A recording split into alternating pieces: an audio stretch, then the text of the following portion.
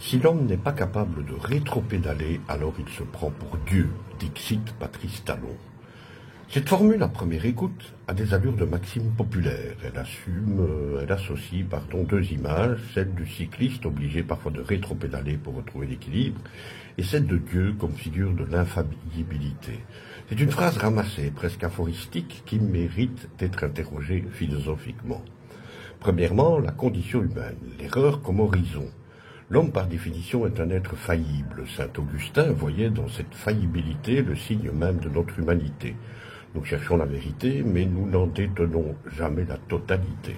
Aristote, de son côté, parlait de la phronésis, la prudence pratique, comme la capacité d'ajuster nos décisions au réel mouvant.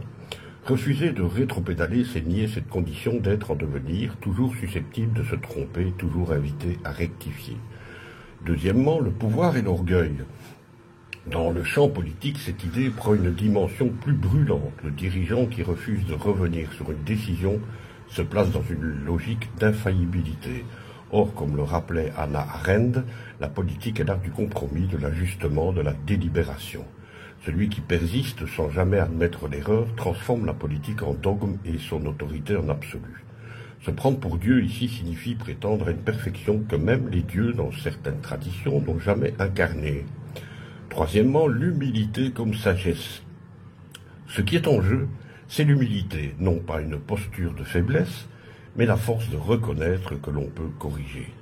Nietzsche, souvent lu comme apôtre de la volonté de puissance, n'en rappelait pas moins que l'homme est un être inachevé, toujours appelé à se dépasser, c'est-à-dire à se rectifier.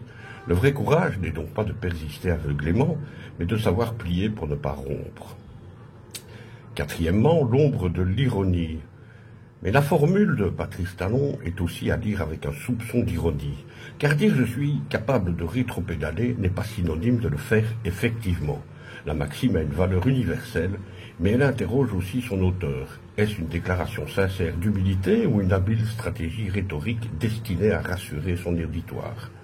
Toute parole politique est en tension entre la sagesse et la communication. À bientôt.